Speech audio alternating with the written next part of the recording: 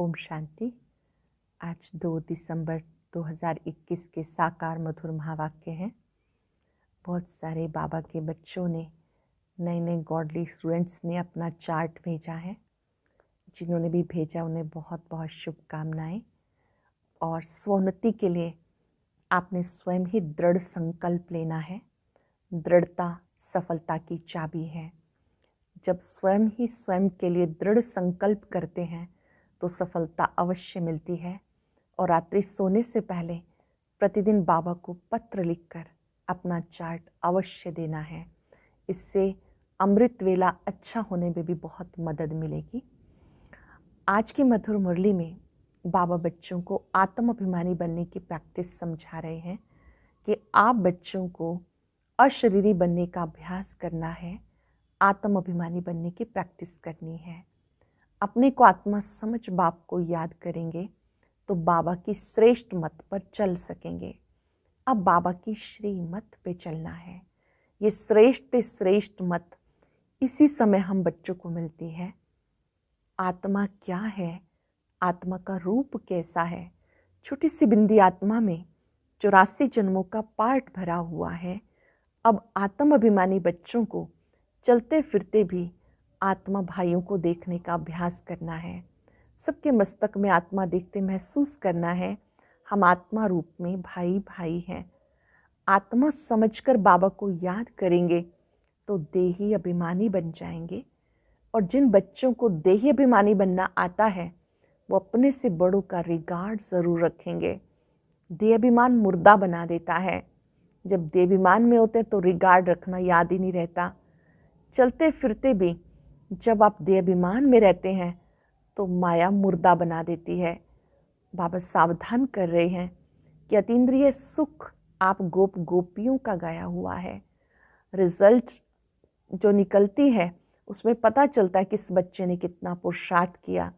जब प्रदर्शनी होती है तो बड़ों को बुलाते हैं तो उनका रिगार्ड ज़रूर रखना है। बाबा ने कहा कई बच्चे ऐसे हैं जो कभी कहते ही नहीं कि ये हमसे इस बात में बहुत अच्छे हैं। अगर हमसे बड़े हैं तो हम उनका रिस्पेक्ट रखेंगे तो उन्नति होती रहेगी। ब्रह्मा बाबा के तन से शिव बाबा पढ़ाते हैं।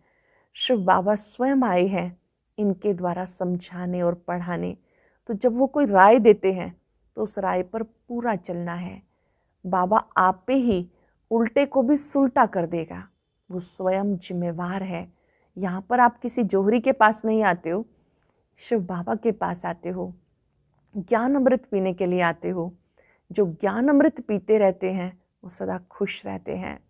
जिन बच्चों की धारणा अच्छी है, देह अभिमानी स्थिति में रहते हैं, उनकी चलन सुधरती रहती है। बाबा ने कहा तुम मेरे बच्चे हो ना, तो इसलिए देही अभिमानी बनो। जब आप देह अभिमानी बन जाते हो समझो आप रावण की मत पे चल रहे हो। आप बच्चों को इस समय बाबा की श्रीमत पर चल ऊंच पद पाना है। बहुत सुंदर बात बाबा सिखा रहे हैं। अगर कोई बच्चे बाबा का बनकर बाबा की मत पर नहीं चलते उनका क्या हाल होगा। ज्ञान तो छोटे बच्चे भी सुना सकते, तोते माफिक, लेकिन अगर याद की यात्रा नहीं है तो उन्हें महारथी नहीं कहा जाएगा। अच्छे अच्छे महारथी भी अमृत वेले याद नहीं करते। याद की यात्रा बहुत कम है।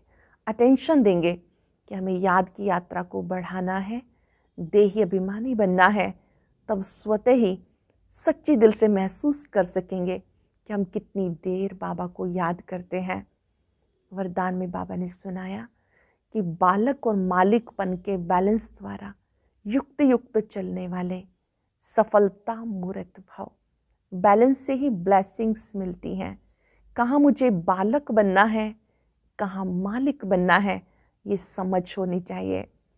जब आप सेवा करते हैं तो बालक बन के सेवा करें, लेकिन स्वोन्नति में, याद की यात्रा में, मंथन में आप मालिक हो। आप जितना चाहे ज्ञान का मंथन कर सकते हैं, जितना चाहे स्वोन्नति कर सकते हैं। सेवा में, सेवा साथियों के साथ आपको बालक बन के चलना है। अगर कोई ये बैलेंस सीख जाता है तो वो हमेशा सफलता मूर्त बनता है और बहुत सहज रीति चलते रहेंगे। जितना हम आत्मा समझने का अभ्यास करते हैं बाबा से प्यार बढ़ता है। तो आज हम अभ्यास में लाएंगे ये बात कि हमें बार बार अपने आप से पूछते रहना है, मैं कौन हूँ और मैं किसका हूँ। बहुत खुशी रहनी चाहिए, बाबा स्वयं हमें मिले हैं, बाबा स्वयं मुझे पढ़ाते हैं, मैं शिव बाबा का बालक सो मालिक हूँ। अब सुनते हैं मुरली विस्तार से। ओम शांति। बाबा कहते मीठे बच्चे, आत्म अभिमानी बनने की प्रैक्टिस करो। जितना आत्मवानी बनेंगे उतना बाप से लव रहेगा। प्रश्न है, देही अभिमानी बच्चों में कौन सा अक्ल समझ सहज ही आ जाता है? अपने से बड़ों का रिगार्ड कैसे रखें? देही अभिमानी बच्चों में कौन सा अक्ल सहज ही आ जाता है? अपने से बड़ों का रिगार्ड कैसे रखें? ये अक्ल देही अभिमानी बच्चों में आ जाता है। देह अभिमान तो एकदम मुर्दा बना देता है। बाप को याद ही नहीं कर सकते। अगर देही अभिमानी रहे तो बहुत खुशी रहे, धारणा भी अच्छी हो, विकर्म भी विनाश हो और बड़ों का रिगार्ड भी रखें। जो सच्ची दिल वाले हैं वह समझते हैं हम कितना समय देही अभिमानी रहे बाप को याद करते हैं। गीत है, न वो हमसे जुदा होंगे न उल्फत दिल से निकलेगी। ओम शांति। ये किसने कहा? आत्मा ने कहा, क्योंकि तुम बच्चे जब आत्ममानी बन रहे हो ड्रामा प्लान अनुसार। अब बाबा हमें पुरुषार्थ करा रहे हैं आत्ममानी बनने का। मैं आत्मा हूँ, शरीर नहीं। आधा कल्प देह अभिमानी रहे द्वापर से, आधा कल्प तुम फिर आत्ममानी बनते हो। अब तुमको आत्ममानी बनने की प्रैक्टिस करनी पड़े। बाबा घड़ी घड़ी कहते हैं, बच्चे अशरीरी भव, आत्म अभिमानी भव। तुम बच्चे सन्मुख बैठे हो, मधुबन बाबा के सन्मुख बैठे हो। जानते हैं हमको आत्ममानी बन बाप को याद करना है, बाबा की यह श्रीमत पर चलना है। इसको कहा जाता श्रेष्ठ श्रेष्ठ मत। शिव बाबा श्रेष्ठ श्रेष्ठ है, हमें मत भी श्रेष्ठ श्रेष्ठ देते हैं। बाप के साथ बहुत लव होना चाहिए। अभी बाप कहते दे सही दे के सब संबंधों को भूलो, आत्ममानी बनने की बहुत बहुत प्रैक्टिस करो। शरीर तो विनाश होना है, आत्मा अविनाशी। विनाशी शरीर को याद करने के कारण स्वयं को भूल गए हैं, मैं आत्मा हूँ। ये भी बच्चों को समझाया जाता है कि आत्मा क्या चीज़ है। कहते भी हैं भ्रिकुटी के बीच में चमकता जब सितारा, वह आँखों से देखने में नहीं आती। आत्मा इतनी सूक्ष्म है कि आँखों से नहीं देख सकते, उनको दिव्य दृष्टि बगैर देखा नहीं जा सकता। आत्मा को देखने की कोशिश बहुत करते हैं परंतु देख नहीं सकते। कोई दिव्य दृष्टि से देखते भी हैं तो समझ नहीं सकते कि ये क्या चीज़ है, क्योंकि अति सूक्ष्म ज्योति बिंदु सितारा चमकता देख भी लेते हैं, समझ नहीं सकते ये कौन है, क्या है। आत्मा बिल्कुल छोटी स्टार मिसर है। कितनी छोटी बिंदी है, ये बातें किसी की बुद्धि में बैठना बड़ा मुश्किल है। तो बाप समझाते मीठे बच्चे, तुम अपने को आत्मा निश्चय करो। हम आत्मा शांति धाम की रहने वाली हैं। ये शरीर तो यहाँ लिया और यहाँ ही छोड़ना है। ये तो 5 तत्वों का बना हुआ है। शरीर जब तैयार होता है तो फिर छोटी आत्मा इसमें प्रवेश करती है, फिर चेतनता आ जाती है, क्योंकि पहले तो शरीर जड़ है। जब गर्भ में पिंड तैयार होता है, फिर उसके बाद जब आत्मा आती है तो फिर चेतनता, फिर हिलना जुलना शुरू हो जाता है।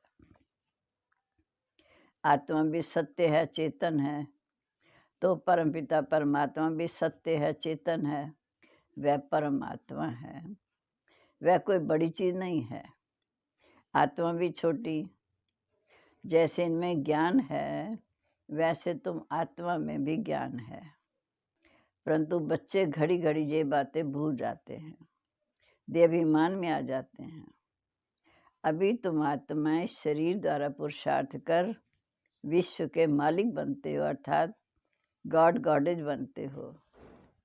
बाप तो गॉड फादर है, परंतु भारत में लक्ष्मी नारायण को गॉड गॉडेज कहते हैं, भगवान भगवती कहते हैं, क्योंकि इनको इतना ऊंच बाप ही आकर बनाते हैं। इसी नॉलेज से देखो क्या से क्या बन जाते हैं। बाप श्रेष्ठ श्रेष्ठ श्रीमत देते, पढ़ाई पढ़ाते, इस नॉलेज से हम क्या बन जाते हैं? मनुष्य देवता, ऊंचे से ऊंच। जो अच्छी रीति पढ़कर इम्तिहान में पास होते हैं, वह कमाई भी अच्छी करते हैं। जैसे दुनिया में कोई बहुत ब्यूटीफुल होते तो उनको बहुत इनाम मिलता है, फिर कहते हैं मिस इंडिया, मिस अमेरिका। शरीर के साथ वो लोग कितनी मेहनत करते हैं सुंदर बनने में। सच में तो नेचुरल ब्यूटी होती, कशिश करने वाली, खिंचावट करने वाली, क्योंकि वह सतो प्रधान प्रकृति का शरीर बना हुआ है। वह कितना खींचते हैं। लक्ष्मी नारायण राधा कृष्ण के चित्र कितना सबको खींचते हैं। वहाँ तो है ही सतो प्रधान, तो ब्यूटी भी नेचुरल रहती। ये सब बातें बाबा समझाते हैं। वह लोग तो सिर्फ गाते हैं, हे पतित पावन आओ, परंतु समझते कुछ नहीं। हे भगवान दया करो, रहम करो, परंतु भगवान कौन है ये जरा भी नहीं समझते। अगर बाप को जाने तो रचना के आदि मदन को भी जान जाए। ऋषि मुनि आदि सब नेति नेति कह गए। ये तो बिल्कुल ठीक है कि रचता और रचना को कोई जानते नहीं। अगर ये बातें जान जाएं तो विश्व के मालिक बन सकते हैं। अब तुम समझते हो कि लक्ष्मी नारायण को भी ऐसा बनाने वाला एक ही सर्वशक्तिवान बाप है। अब तुम बाप के सन्मुख हो। देयमानी बनने से दिन प्रतिदिन तुम्हारा रिगार्ड बढ़ता जाएगा। जब पूरे देही अभिमानी बनेंगे, आत्मिक स्वरूप में संपूर्ण टिकेंगे, तो रिगार्ड भी रखेंगे, अवस्था भी सुधरती जाएगी, खुशी भी रहेगी। नंबरवार तो होते हैं ना। जैसे बाप तुमको समझाते हैं, तुम भी दूसरों को ऐसे समझाने की युक्ति रचती रहो। अपने को आत्मा समझो, दूसरों को भी ऐसे समझाओ।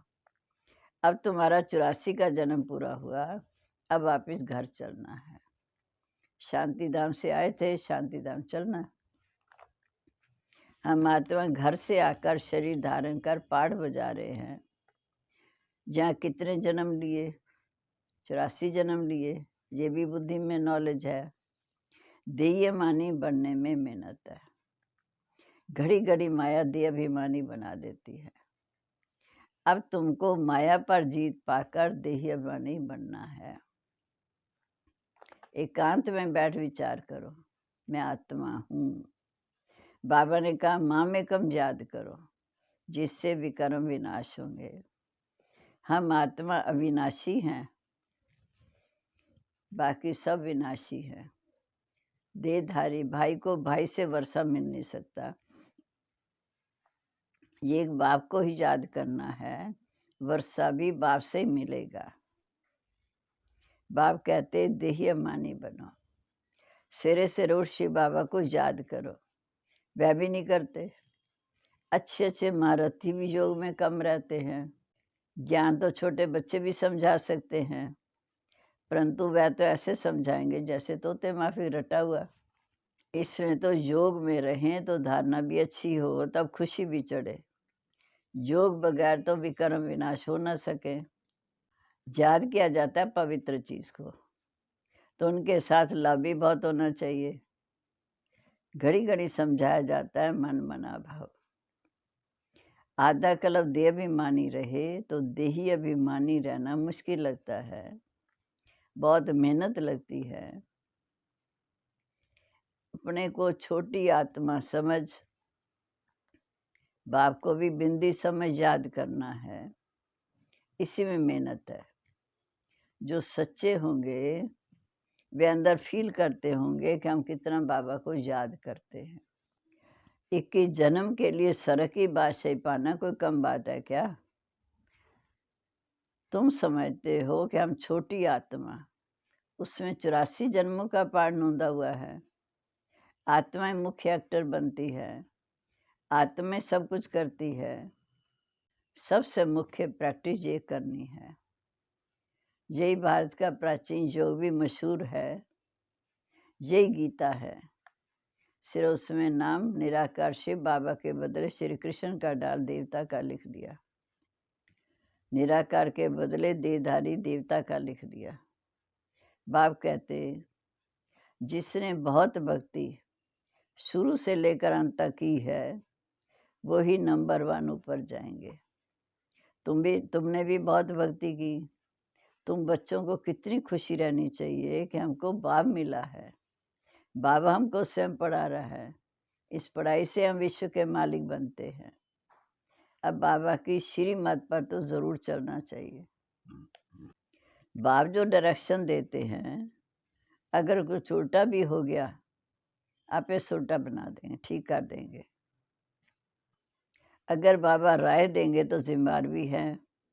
घड़ी घड़ी शिव बाबा याद पड़ता रहेगा। इसलिए बाबा भी सदैव कहते तुमको शिव बाबा सुनाते हैं, हम भी सुनते हैं। शिव बाबा ब्रह्मा द्वारा सुनाते हैं, ब्रह्मा बाबा कहते हैं हम भी सुनते हैं। तो ये डायरेक्शन देने वाला शिव बाबा है, हम उनके डायरेक्शन पर चलते हैं। तुम भी उनको याद करते हो, तुम भी शिव बाबा को याद करते हो। ये भी ब्रह्मा बाबा भी शिव बाबा को याद करते हैं।